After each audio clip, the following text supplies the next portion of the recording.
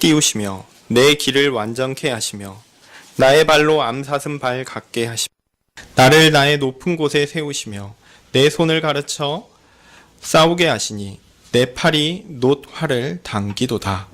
주께서 또 주의 구원하는 방패를 내게 주시며 주의 오른손이 나를 붙들고 주의 온유함이 나를 크게 하셨나이다. 내 걸음을 넓게 하셨고 나로 실족지 않게 하셨나이다. 내가 내 원수를 따라 미치리니 저희가 망하기 전에는 돌이키지 아니하리이다. 내가 저희를 쳐서 능히 일어나지 못하게 하리니 저희가 내 발 아래에 엎드러지리이다. 대저 주께서 나로 전쟁케 하려고 능력으로 내게 띠띠우사 일어나 나를 치는 자로 내게 굴복케 하셨나이다. 주께서 또 내 원수들로 등을 내게로 향하게 하시고 나로 나를 미워하는 자를 끊어버리게 하셨나이다. 저희가 부르짖으나 구원할 자가 없었고 여호와께 부르짖어도 대답지 아니하셨나이다. 내가 저희를 바람 앞에 티끌같이 부셔뜨리고 거리에 진흙같이 쏟아 버렸나이다. 주께서 나를 백성의 다툼에서 건지시고 열방의 으뜸을 삼으셨으니 내가 알지 못하는 백성이 나를 섬기리이다. 저희가 내 풍성을 들은 즉시로 내게 순복하며 이방인들이 내게 복종하리로다. 이방인들이 회미하여 그 견고한 곳에서 떨며 나오리로다. 여호와는 생존하시니 나의 반석을 찬송하며 내 구원의 하나님을 높일지로다. 이 하나님이 나를 위하여 보수하시고 민족들로 내게 복종케 하시도다. 주께서 나를 내 원수들에게서 구조하시니 주께서 실로 나를 대적하는 자의 위에 나를 드시고 나를 강포한 자에게서 건지시나이다. 여호와여, 이러므로 내가 열방 중에서 주께 감사하며 주의 이름을 찬송하리이다. 여호와께서 그 왕에게 큰 구원을 주시며 기름 부음 받은 자에게 인자를 베푸시며 영영토록 다윗과 그 후손에게로다. 아멘.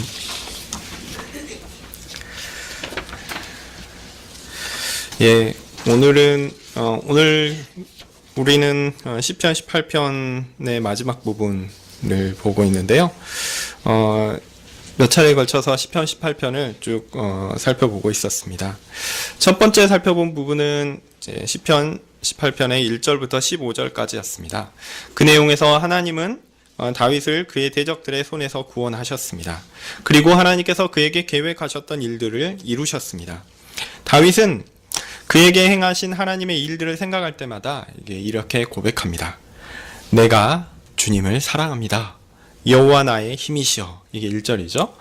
지금까지 고난과 고통 가운데 살다가 하나님의 건져주심에 감사하는 그때에 돌아보니 그 시기에 있었던 모든 일들을 극복한 것은 자신의 능력이 아니라 하나님의 능력이었다라는 것을 고백하는 것입니다. 그러므로 하나님을 찬양하는 것은 당연한 일이겠죠. 하나님을 찬양하며 나를 도우시고 보호하신 하나님께 간구하면 하나님은 분명히 나를 지키시고 돌보시며 가장 좋은 것으로 주실 것입니다.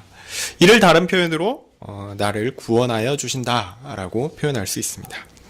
물론 과거와 현재 그리고 미래에도 하나님의 백성인 우리를 대적하는 세력은 존재합니다.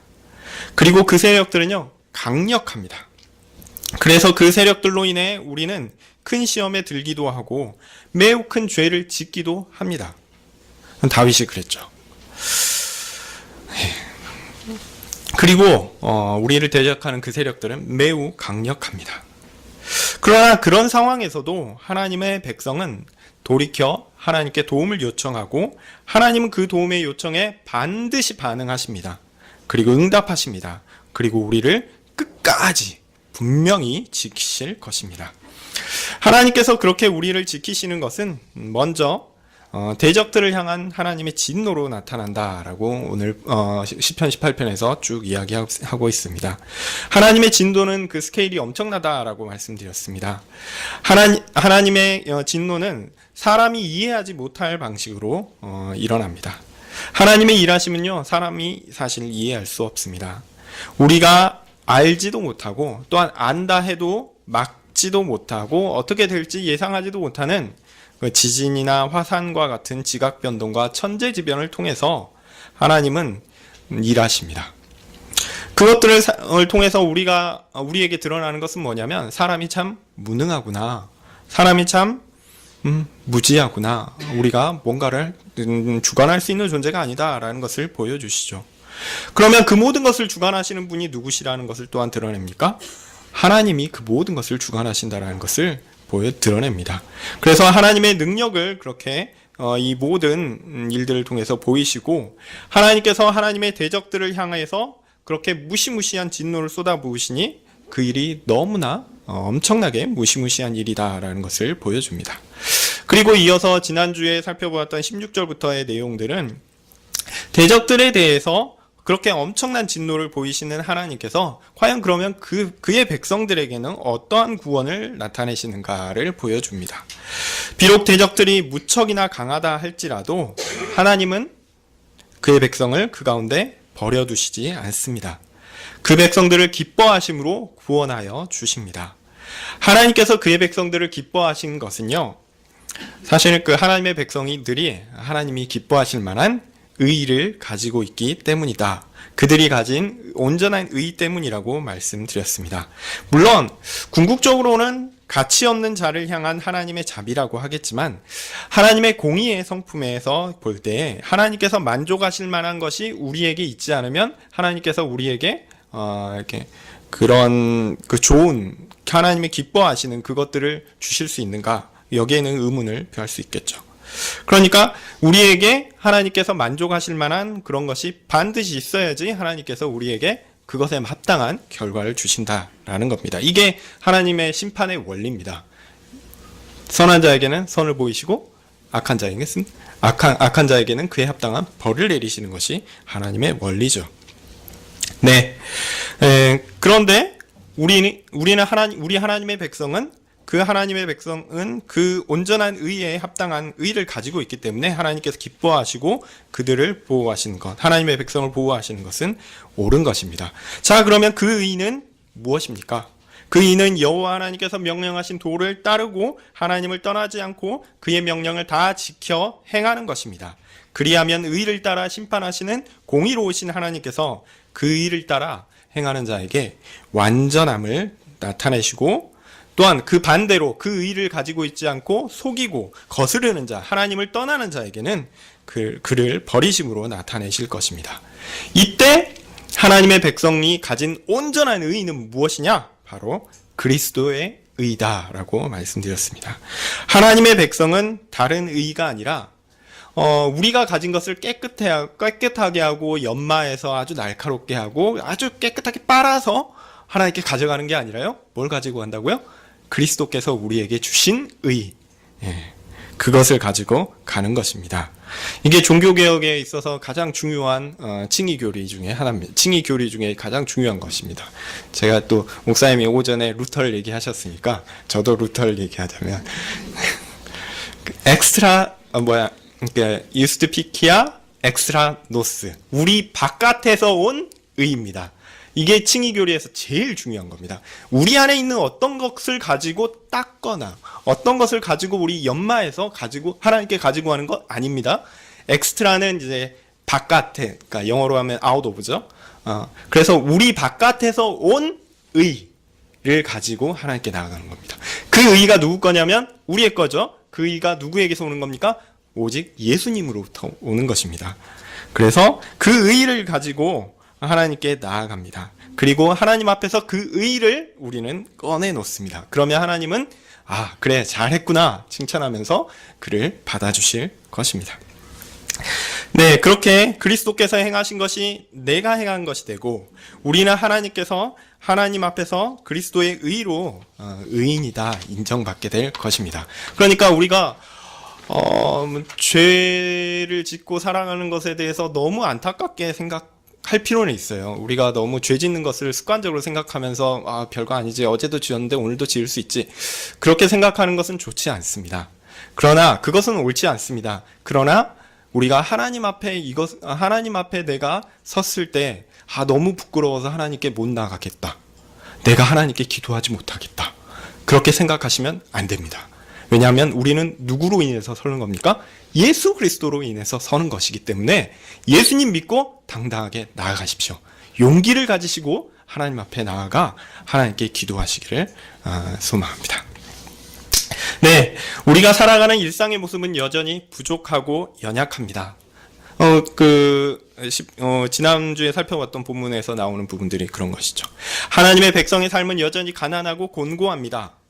그래서 그들은 하나님께 구원을 요청합니다. 그리고 하나님은 그들을 구원하시죠. 그리고 하나님의 백성들은 그의 대적들과의 싸움에서 지지 않을 것입니다. 하나님은 자신에게 피하여 도움을 요청하는 그의 모든 백성에게 방패가 되십니다. 모든 것을 방어하실 것이기 때문에 혹시 우리가 이 대적 가운데 져서 우리의 구원이 떨어질까 고민 안 하셔도 됩니다. 혹시 하나님 앞에서 우리가 벌 받을까봐 두려워하지 마십시오. 물론 이 생을 살아가면서 너무 죄를 습관적으로 지으면 하나님이 때리십니다. 빨리 돌아오라고 때리시는 겁니다. 이게 우리의 영혼을 그 나락으로 떨어뜨려서 저주 가운데 놓게 하기 위한 게 아니라요. 빨리 돌아오라고 때리시는 겁니다. 정신 차리라고. 그러면 그때 회개하고 맞았으니까 좀 아프겠죠. 예, 아프겠지만 그때 하나님께 돌아오시면 됩니다. 두려워할 필요가 없습니다. 이것이 하나님의 약속이요 일하심입니다. 오늘 본문 말씀을 이어서 말씀드리겠습니다. 31절입니다. 여호와 외에 누가 하나님이며 우리 하나님 외에 누가 반석이뇨. 이제 하나님의 도우심과 보호하심을 경험한 사람들의 고백이 나옵니다. 이렇게 하나님의 도우심과 보호하심을 경험하면 뭐라고 얘기하냐면 여호와 외에 누가 하나님이며 우리 하나님 외에 누가 반석이신가. 이스라엘의 구원자 스스로 계셔서 모든 만물을 창조하시고 지금도 주관하시는 여호와 하나님만이 상천하지의 하나님, 유일한 하나님이십니다. 그리고 그를 의지하고 붙드는 것은 가장 확실하며 안전한 것입니다. 왜 그렇습니까?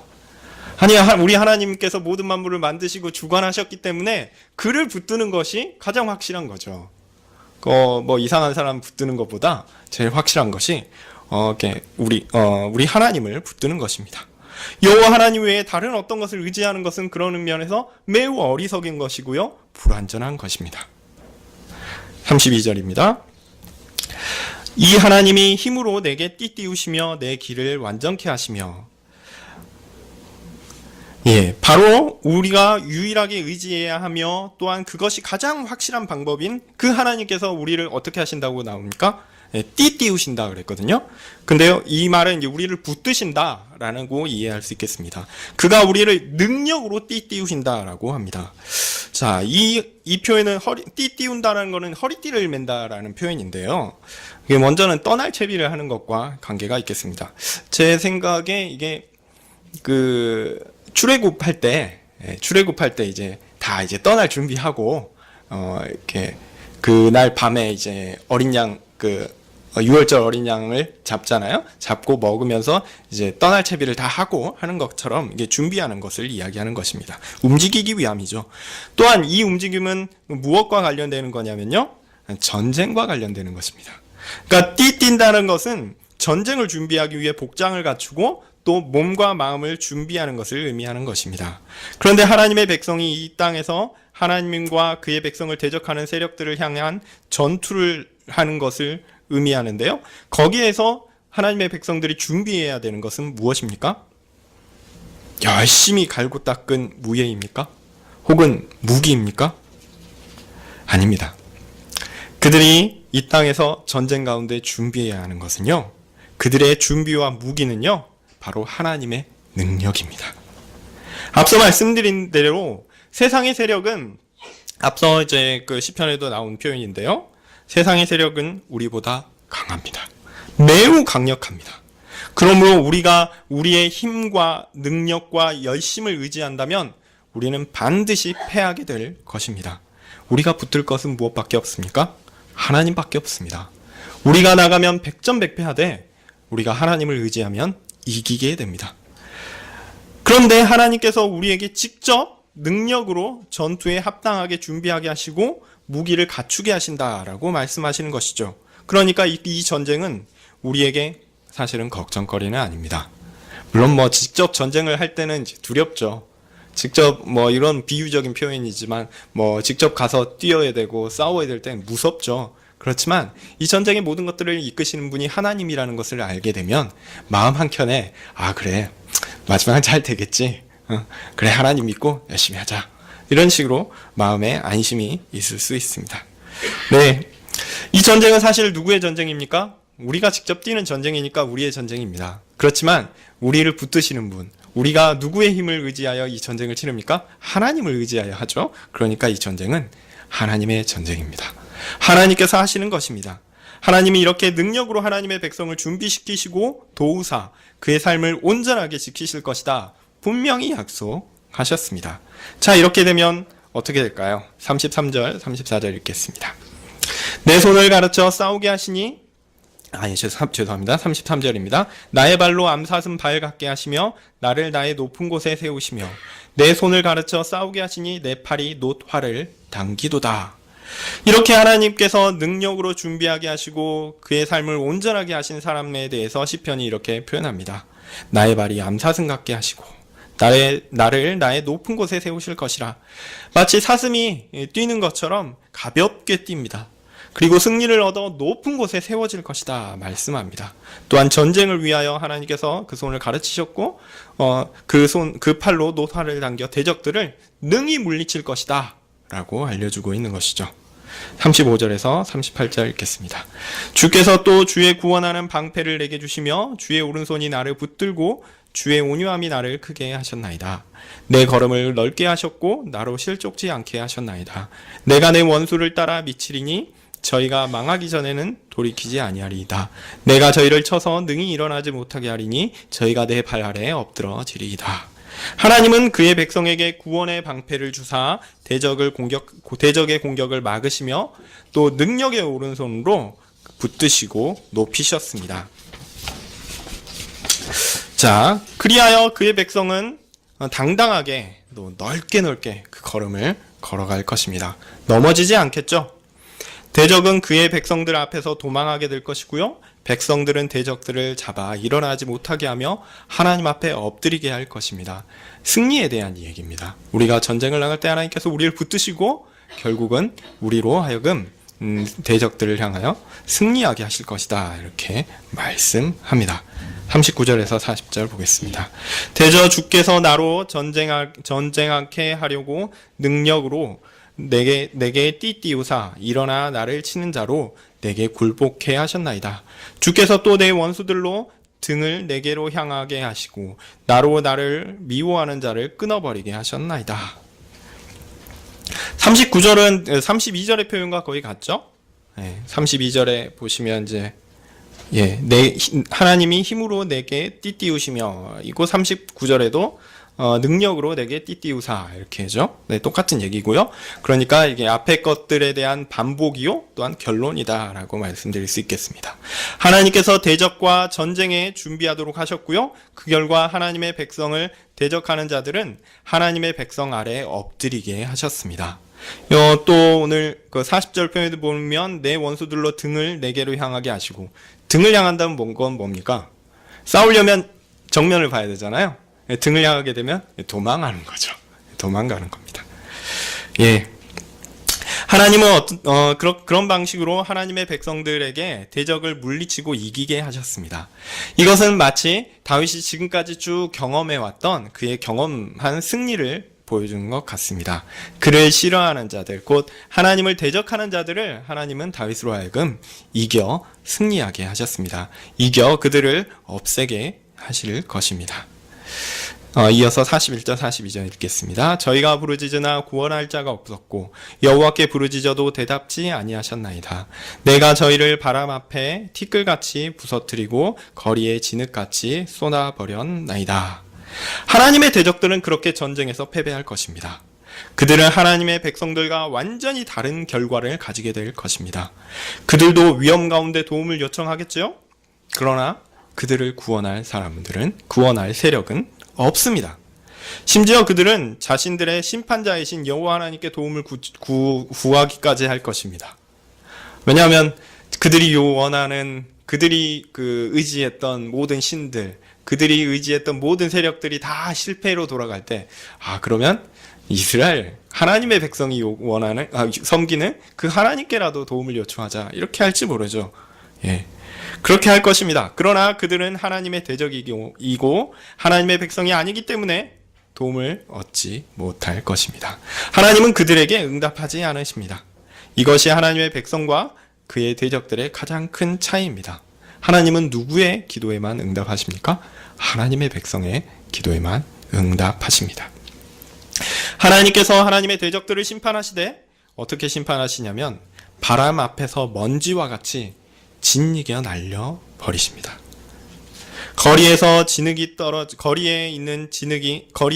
떨어져 있으면 주워서 어떻게 하냐면 길을 더럽히는 거니까 옆으로 던져버리죠. 마치 그런 것과 같이 그들은 치워져 버릴 것입니다.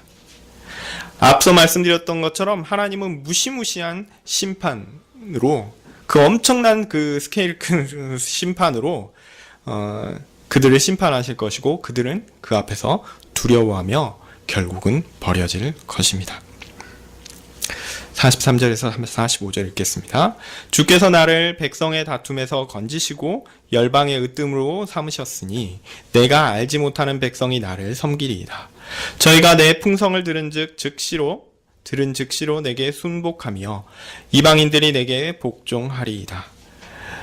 이방인들이 쇠미하여 그 견고한 곳에서 떨며 나오리로다. 자, 그러나 하나님의 백성들은 그 전쟁에서 구원을 얻게 될 것입니다. 하나님은 그의 백성을 모든 민족들 가운데 머리로 최고로 세울 것입니다.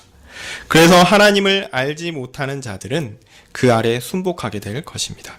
자, 이 말씀은요, 이스라엘 백성을 높이사 다른 민족들을 다스리게 하신다, 이런 말로 이해됩니다. 그런데 이것이 우리에게 적용될 때 조심해야 할 것이 있습니다. 하나님의 백성이 저 높은 곳으로 좋은 영향력을 가지고 높아져서 낮은 곳에 있는 하나님을 모르는 자들에게 영향을 끼치게 된다, 이렇게 이해될 수 있어요. 네, 제가 볼 때 그것은 아닌 것 같습니다. 이런 생각이 요즘에도 그러는지 모르겠어요. 제가 대학 다닐 때만 해도 한참 유행했었거든요. 이제 10년 지나가니까 기독교의 세력이 좀 줄면서 이런 부분도 좀 줄지 않았나 싶은데, 과거에 이런 생각들을 이제 고지론이라고 했습니다. 기독교인들이 저 높은 곳에 사회 요직이라든지 어떤 사회적으로 어떤 지위가 높은 곳에 올라가서 이렇게 선한 영향력을 끼쳐서 이렇게 밑쪽으로 좋은 영향력이 퍼지게끔 높은 사람이 돼야 한다, 이런 식으로 생각하시고 주장하시는 몇몇 분들이 있었습니다. 근데 뭐 그런 것을 이야기하는 본문은 아니다라고 생각됩니다. 예. 사실 시편 18편은요, 시편 2편을 연상시키는 부분들이 있어요. 모든 민족들은 시편 2편에 나오는 하나님과 하나님의 백성을 대적하는 열방과 민족들을 가리키는 것 같습니다. 시편 2편 1절을 한번 볼까요? 앞으로 3장 넘기시면 됩니다. 어찌하여 열방이 분노하며 민족들이 허사를 경영하는 곳, 세상의 군왕들이 나서며 관원들이 서로 꾀하여 여호와와 그 기름 받은 자를 대적하며. 여기서 열왕과 민족들이 뭘 경영합니까? 뭘 하고자 합니까? 하나님을 대적하고자 합니다. 오늘 시편 18편에 나오는 이 민족들은 시편 2편에 나오는 하나님과 하나님의 백성들을 대적하는 열방과 민족들이라고 할 수 있겠습니다. 그들은 마땅히 하나님을 섬겨야 하는데 그렇게 하지 않은 대적자들입니다. 그들은 하나님을 대적하여 일어나는데 그것을 전쟁으로 시편은 묘사하고 있죠.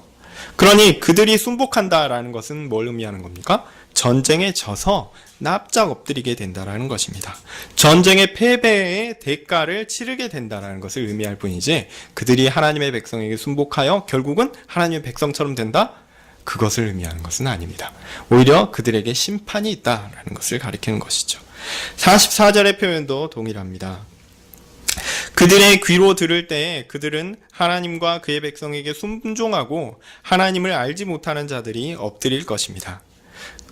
그들은 지혜롭지 못합니다. 즉 하나님을 알지 못하고요, 인생의 목적을 알지 못하며 하나님께서 사람에게 계획하시는 마땅한 것이 무엇인지 알지 못합니다. 그래서 어리석습니다. 그들은 자신들이 생각하는 가장 견고한 곳, 가장 안전한 곳, 의지할 만한 곳이다 생각하는 곳에서 떨며 나오게 될 것입니다.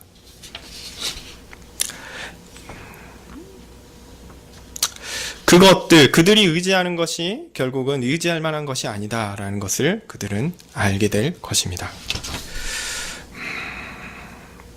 사람들은 일반적으로 자신의 이성을 신뢰하죠.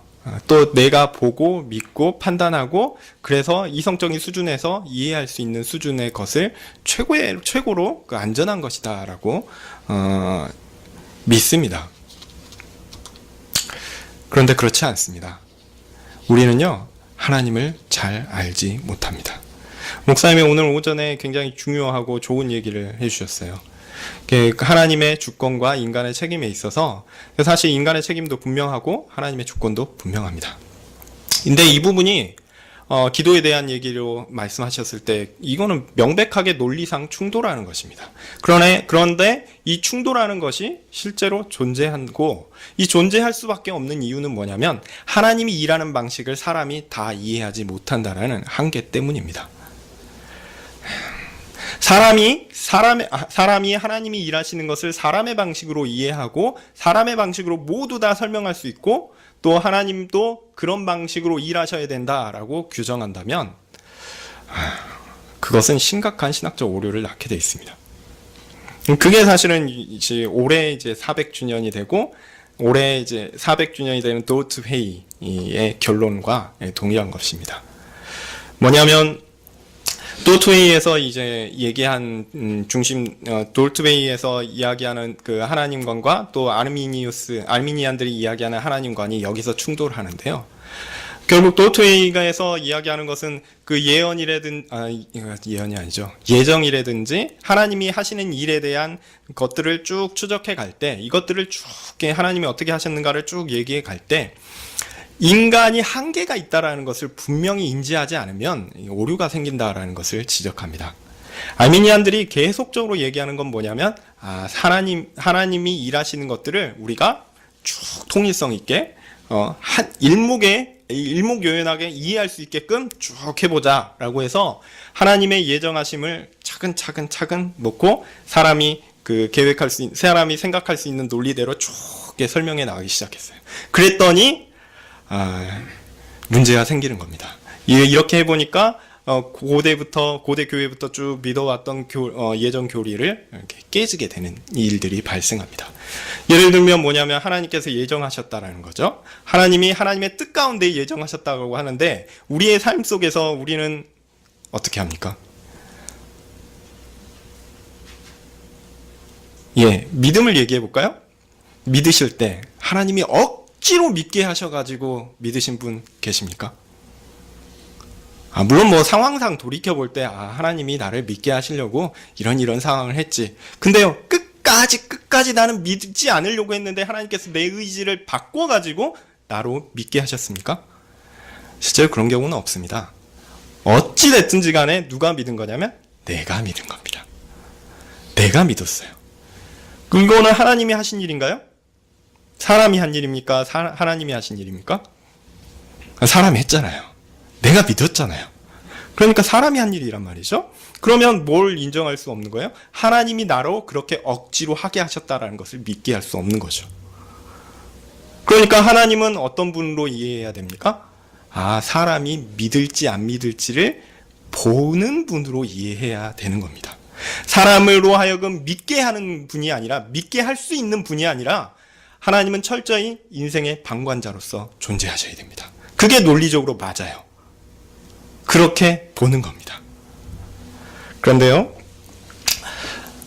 이렇게 우리가 현실에서 경험하는 것들대로 사람이 믿는다라고 이야기하면, 그리고 하나님께서 그렇게 하시는 것들보다 사람이 움직이는 게 우선이다라고 얘기하면 이게 알미니안이거든요.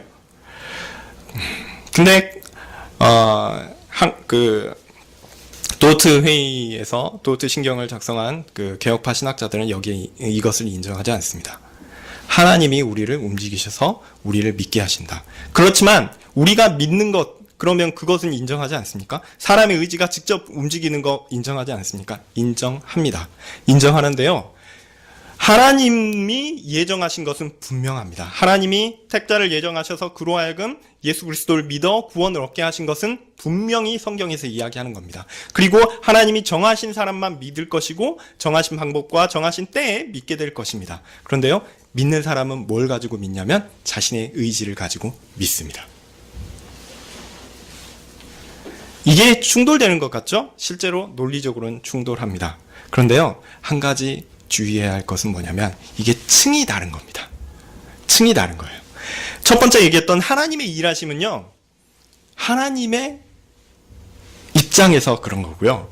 사람에게 역사하는 사람의 경험은요, 사람의 입장에서 그런 겁니다. 자, 사람의 입장에서 이런 것들은 충분히 사람의 경험이니까 어느 정도 이해할 수 있습니다. 근데요, 사람이 하나님이 일하시는 그 하나님의 측면을 다 이해할 수 있을까요? 없을까요? 없어요. 없는데도 불구하고 이거를 사람의 측면에서 이해할 수 있는 똑같은 수준에 있는 것이다라고 가정하고 하나님의 일하심을 분석하는 겁니다. 그렇게 하니까 뭐가 나오냐면 이 사람이 믿을지 안 믿을지를 미리 보고, 예지죠. 미리 보시고 알고 구원을 했다. 이렇게 이야기할 수밖에 없는 거예요. 그런데 하나님의 일하심은요, 그것을 뛰어넘는 겁니다. 우리가 이해할 수 없는 영역이 분명히 있다라는 것을 인정해야 돼요. 그래서 하나님이 우리의 의지 이전에, 우리의 지성 이전에, 우리의 감정 이전에 그 밑에서 하나님께서 일하시고 있다라는 것들을 인정하지 않으면 이 부분이 충돌이 날 수밖에 없습니다. 어떤 의미에서 우리는 하나님이 일하시는 것은 알 수 없어요. 뭘 통해서, 어느 정도만 알 수 있냐면 성경이 우리에게 이렇다라고 알려주는 것만 알 수 있습니다. 그래서 우리가 하나님이 일하신 것들을 잘 알지 못한다라는 우리의 연약함과 부족함과 무지에 대해서 고백하고, 이게 사람에게 그렇게 역사되는 것들에 대해서 또한 함께 인정하면서 이것들을 함께 가지고 가야 되는 것이 우리가 해야 될 것입니다. 그래서 돌트 신경에서 이게 주요하게 이야기하는 것이 뭐냐면, 하나님이 일하시는 것, 특별히 예정과 관련돼서 하나님이 일하시는 것들을 호기심을 가지고, 이게 어떻게 되는가 관찰하는 자들은 문제가 있다라는 거예요. 이거를 호기심 있게 봐가지고는 안 되고, 성경이 알려주는 바들을 차근차근 이렇게 놓고, 이게 하나님이 우리에게 가르쳐 주신 것이다라는 것을 받고 믿고 하나님을 찬양해야 된다라고 이야기합니다. 이게 알미니안들이 잘못하는 것은 이런 거예요. 사람의 논리적인 수준에서 하나님의 일하심을 파악하고, 그래서 쫙 일목요연하게 해보자. 결국은 그러면서 하나님의 주권을 포기하게 되는 방식으로, 하나님을 사람 수준에서 이해하는 방식으로 결론을 내게 되는 것에 대해서 돌트 회의는 받지 않는 것입니다. 네. 하여튼 사람은, 이 알미니안도 그랬듯이 사람은요, 사람이 이해할 수 있는 방식, 사람이 원하는 방식, 사람이 생각하는 방식, 그 안에서만 생각하려고 합니다. 근데요, 우리는 앞서 이게 하나님께서 대적들을 심판하시는 부분에서 살펴봤듯이, 우리는요, 하나님을 이해할 수 없어요. 우리는요, 하나님이 일하시는 것들을 대단하다고 보지, 우리가 이해할 수 없을 방식으로 일하시는구나라고 그냥 감탄할 뿐이지, 하나님이 일하시는 거 다 알 수 없습니다. 단지 하나님께서 하나님은 이렇게 일하신다라고 성경을 통해서 알려주신 그 부분만 받을 수 있는 것입니다. 그러니까 너무 이 부분이 논리적으로 이해가 안 된다, 이 부분이 좀 힘들다.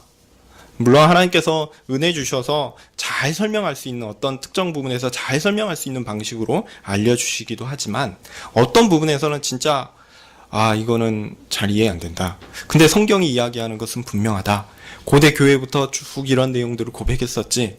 우리는 어떤 입장에 서야 되냐면, 이거는 이해가 안 되니까 말도 안 돼, 이게 아니라요, 하나님께서 교회 가운데 이것을 믿게 해주셨구나, 이게 사람의 이성을 뛰어넘는 그런 것이구나 있다라는 것을 보고 신뢰하며 하나님께 기도하며 믿을 수 있게 해달라, 간구해야 할 것입니다. 그러면서 하나님을 찬양하는 것이 마땅한 바입니다.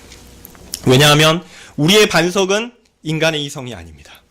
우리가 의지해야 할 바는 인간이 믿고 바라는 것, 인간 수준에 있는 것이 아닙니다. 그것은 우리의 대적들이 원하는 것이요, 대적들이 지금까지 지킨 것입니다.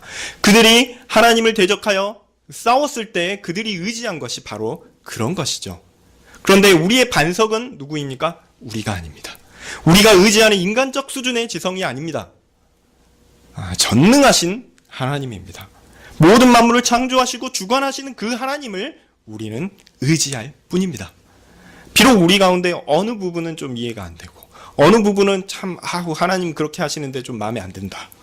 그래서 이제 마치 모세처럼 막 이렇게 논리적인 근거를 대면서 하나님 이렇게 하시면 안 되죠, 이렇게 얘기할 수 있어요. 할 수 있습니다. 그렇지만 그런 중에서도 우리의 이해를 뛰어넘어 하나님이 역사하신다라는 것 또한 믿고 신뢰하며 하나님께 엎드려 찬양하며 나아가시는 여러분이 되셨으면 좋겠습니다. 네, 31절 표현대로 여호와만이 하나님이시며 그 외에 반석이 없습니다. 그런데 하나님의 대적들은 하나님이 아닌 다른 것들을 그들의 하나님이요 반석이라 여긴 것입니다. 그러니까 그들은 틀렸습니다. 그들은 패배할 때 그들이 의지한 것에 허망한 것임을 알게 될 것입니다. 하나님의 심판정 앞에서요, 하나님을 의지하지 않고 다른 것들을 의지한 사람들, 인간의 이성이나 인간의 지식이나 인간에게 있는 모든 것, 혹은 세상의 모든 것들을 의지한, 하나님이 아닌 다른 것들을 의지한 모든 자들은 하나님의 심판정 앞에서 내가 잘못 알았구나, 이게 아니었는데 후회할 날이 반드시 올 것입니다. 46절입니다. 여호와는 생존하시니 나의 반석을 찬송하며 내 구원의 하나님을 높일지로다. 그런데요, 하나님의 백성들은 완전히 다릅니다. 세상의 모든 것들을 의지한 하나님의 대적들과는 다릅니다. 왜냐하면 여호와 하나님은 살아계시기 때문이죠. 그리고 그분이 그의 백성의 반석이요 구원하시는 하나님으로 높임을 받으실 것이기 때문에 하나님의 백성은 분명히 다릅니다. 하나님께서 살아 역사하심은 대적들의 패배와 그의 백성들의 승리를 통해 하나님께 영광을 돌리는 방식으로 우리에게 보일 것입니다. 이것은 마치 시편 2편에서 하나님께서 대적들을 다 부수시고 승리하시며 하나님께 피한 자들에게 복이 있다 선언하는 것과 같은 그런 그림을 동일하게 보게 합니다. 47절에서 48절 읽겠습니다. 이 하나님이 나를 위하여 보수하시고 민족들로 내게 복종케 하시도다. 주께서 나를 내 원수들에게서 구조하시니 주께서 실로 나를 대적하는 자의 위에 나를 드시고 나를 광포한 자에게서 건지시나이다. 하나님께 피한 복 있는 사람, 가난한 사람으로 불리는 사람의 대표적인 인물이 누구냐면 바로 이 시편의 저자인 다윗입니다. 그는 하나님께서 자신을 위해 보수하신다. 보수라는 건 복수입니다. 복수하신다. 갚으신다. 이렇게 말하고 있습니다. 하나님은 그의 백성을 위하여 움직이십니다. 그의 백성이 대적들에게 당한 수모를 하나님은 결코 잊지 않으십니다. 우리가 이 땅에서 당한 수모, 하나님 믿기 때문에 당했던 어떤 고난, 그거 잊혀졌고, 그거 지나갔으니까 뭐 안타깝다, 이렇게 생각하지 마십시오. 하나님이요, 다 기억하십니다. 하나님이 다 기억하시고 그것 다 갚아주십니다. 그 수모로 인한, 그 하나님으로 인해 고통을 받고, 하나님으로 인해 여러분이 만약에 그 시험을 받았다, 혹은 하나님으로 인해 그 손해를 당했다, 하나님 다 기억하십니다. 그래서 대적들을 향해서는 너희들이 하나님의 백성을 이런 식으로 잘못 대하다니 그러면서 벌 주실 거고요. 하나님의 백성을 향하여서는 너희가 이 일에 있어서 잘하였도다 라고 하면서 칭찬하시며 상 주실 것입니다. 사실 우리는 하나님께서 이렇게 갚으신다라고 할 때요, 우리가 갚고 싶은 마음들이 있어요. 우리는 하나님의 백성이니까 하나님의 의의를 알고 하나님이 높으신 분이시고 마땅히 영광을 받으셔야 하는 분이라는 걸 잘 알기 때문에 하나님께서 어떤 수모를 당한다라고 하면 의로운 분노가 일어나서 내가 그 일을 위해서 내가 갚으리라 이렇게 칼을 빼드는 경우가 있습니다. 그런데요, 사실은 우리는 자격이 안 됩니다. 우리는 자격이 안 됩니다. 우리는 자격도 없고요. 또한 그 복수를 할 만한 능력도 사실 되지 않습니다. 자격도 능력, 그런데 누가 그 자격을 가지고 계시고 누가 능력도 가지고 계시냐면 바로 하나님이십니다.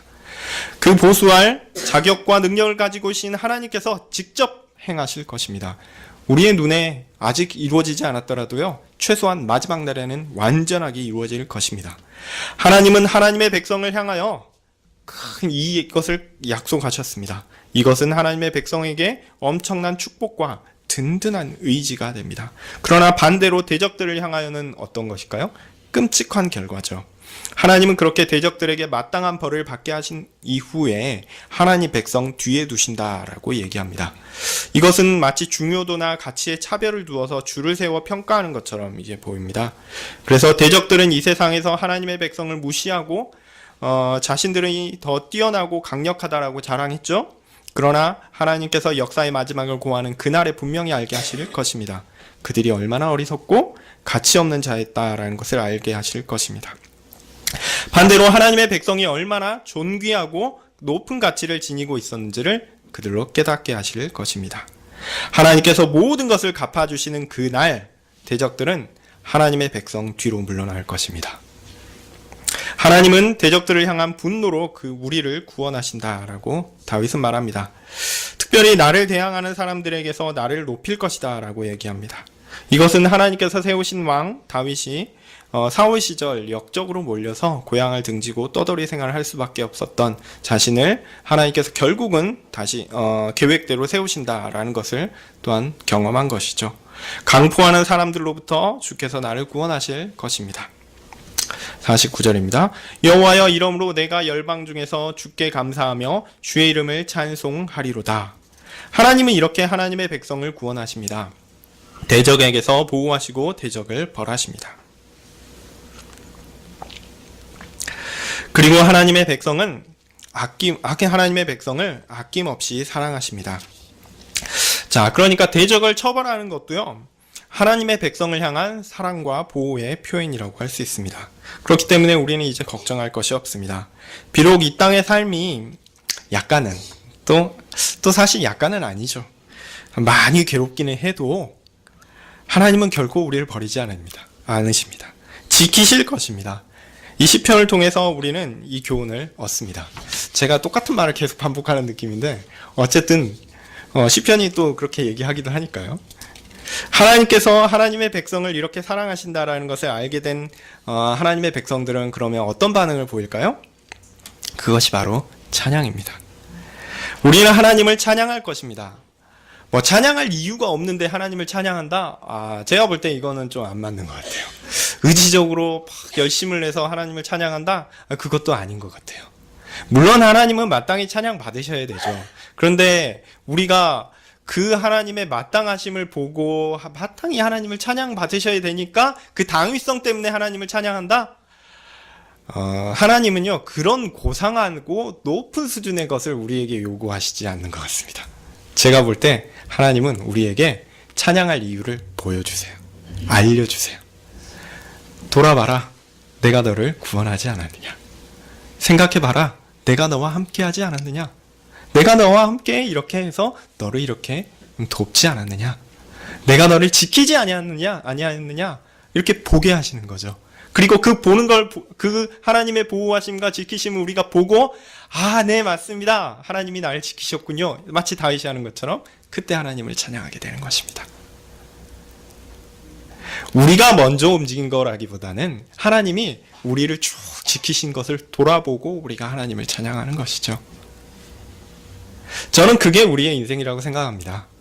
우리가 하나님께 먼저 드려서 하나님께 뭔가 받는다? 그럴 수 있는 존재면 얼마나 좋겠습니까? 근데 현실적으로는 그렇지 않고요. 하나님이 우리를 먼저 지키십니다. 하나님이 먼저 우리에게 오십니다. 우리가 하나님이 그렇게 우리 가운데 일하시는 것들을 경험하면 하나님을 찬양하게 되는 것입니다.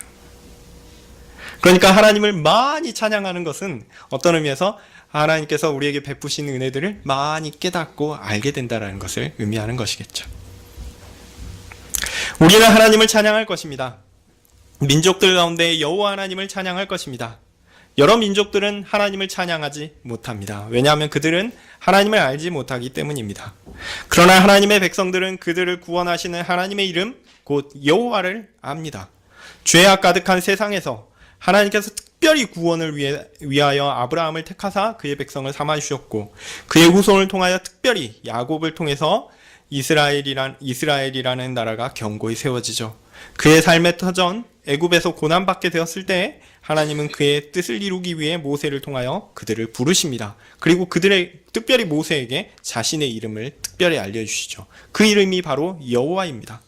하나님께서 그의 백성을 부르신 것은 그의 백성들의 어떠함 때문이 아닙니다.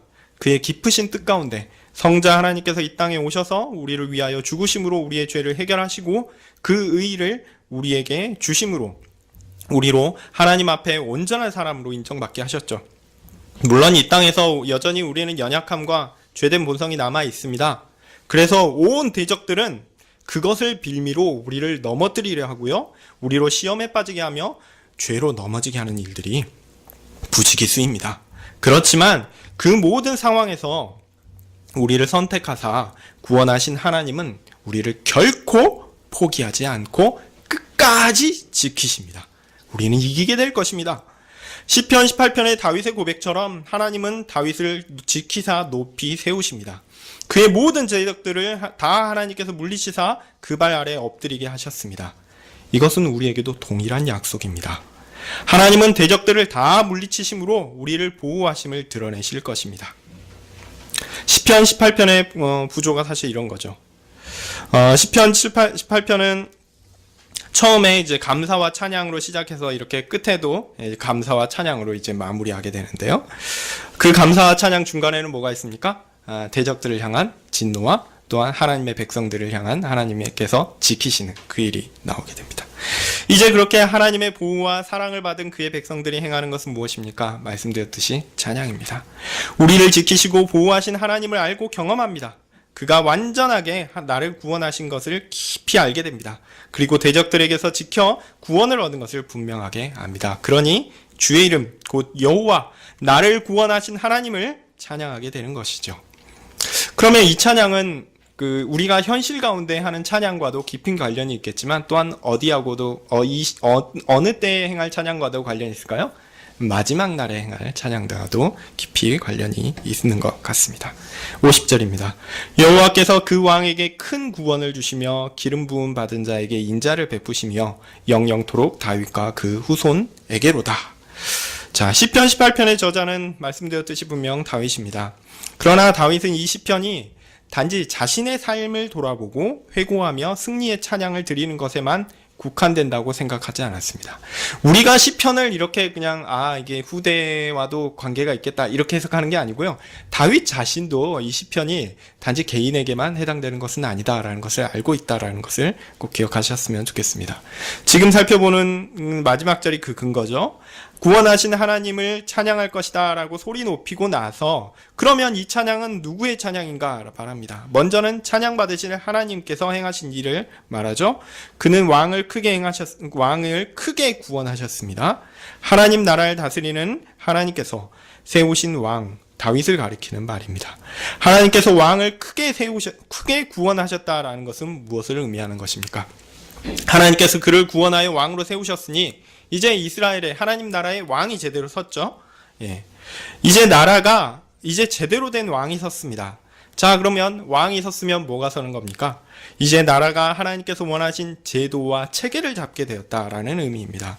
하나님 나라 전체가 크게 구원을 얻어 바르게 다스려질 것을 의미하는 것이죠. 다윗 개인의 시이지만 그의 모든 백성들, 하나님의 백성들, 지금으로 말하면 온 교회를 가리키는 것입니다. 그렇게 확장되는 것 같습니다. 그런데 이렇게 확장하는 것이 가능한가? 가능합니다. 바로 이어 뭐라고 얘기하냐면 무엇이 등장하냐면 기름 부음 받은 자에게 인자를 베푸시며 라는 대꾸의 구절이 나옵니다. 기름 부음 받은 자는 우리가 잘 아는 그렇지만 어려운 용어인 뭐냐면 메시아입니다. 메시아를 풀어서 얘기하면 기름 부음 받은 자라는 뜻이죠. 그리고 이거를 좀 더 고상하게 헬라어로 표현하면 뭔지 아십니까? 여러분이 아주 어려운 단어인데 너무 잘 아시는 표현 그리스도입니다. 하나님께서 선택하시고 그의 일을 맡긴 사람이라고 표현할 수 있습니다. 그에게 하나님의 풍성한 사랑을 베풀어 주셨습니다. 즉 이전에는 다윗이라는 하나님 나라의 왕을 구원하시고 크게 세워주시는 놀라운 일을 통해서 하나님 나라를 견고히 세우셨습니다. 그것을 돌아보며 다윗은 지금 찬양하고 있는데요. 그런데 다윗 개인의 사건은 그것으로 끝나는 것이 아니라 다윗으로 대표되는 하나님께서 세우신 사람, 궁극적으로는 메시아, 그리스도, 그건 누굽니까? 우리 주 예수님이시죠. 그 예수님을 하나님께서 왕으로 세워 온 하나님 나라를 다스리게 하시는 큰 은혜와 사랑을 베푸신다. 그 이야기를 지금 하고 있는 것입니다. 그분은 누구입니까? 그 예수님은 누구입니까? 메시아는 누구입니까? 제가 시편 18편이 시편 2편을 연상하게 한다라고 한번 말씀드린 적이 있었는데요. 시편 2편에 따르면 그는 누구냐면 하나님의 아들입니다. 그러므로 그의 나라를 영원한 하나님 나라요, 영원한 하나님의 나라라고 할 수 있습니다. 과거에도 있었고 지금도 이 땅 가운데 존재하고 미래에도 반드시 있을 그 나라입니다. 곧 교회입니다. 그리고 마지막 날에 완전히 그 모습을 부활을 통해서 완전히 드러낼 교회입니다. 그렇게 하나님께서 베푸신 구원의 의미는 마지막 날까지 쭉 연장됩니다. 하나님께서 다윗에게 지금 은혜를 베푸신 것처럼 그의 후손 그리스도에게까지 영원토록 승리를 주실 것입니다. 그것이 오늘 시편 18편의 약속입니다. 그리고 이에 대한 우리의 찬양은 언제까지입니까?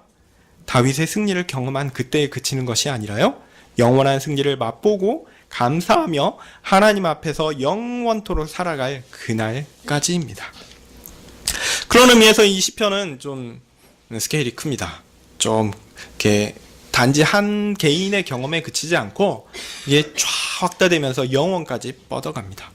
하나님께서 우리에게 베푸시는 은혜와 사랑과 보호로 인한 우리의 찬양은 언제까지 이루어질 것이냐면 영원토록 이루어질 것입니다.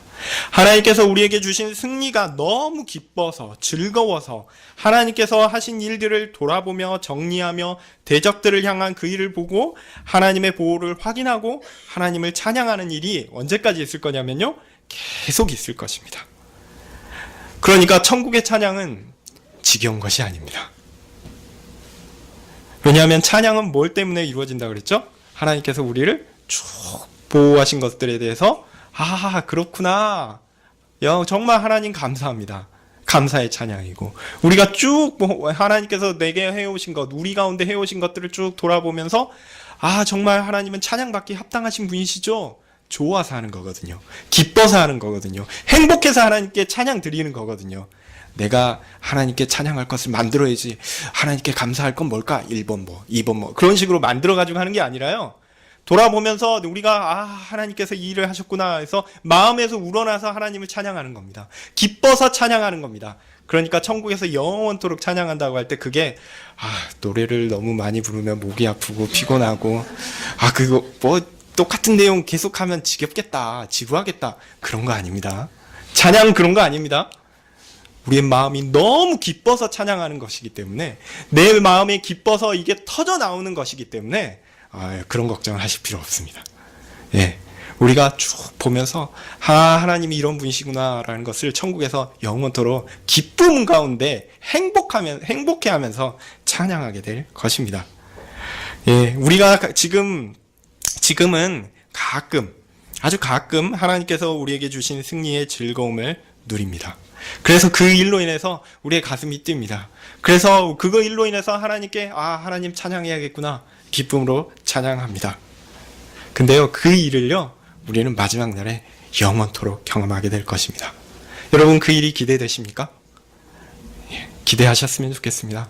우리가 그날에는 아주 행복하게 즐겁고 기쁘게 영원토록 승리의 찬양을 하나님께 드리게 될 것입니다.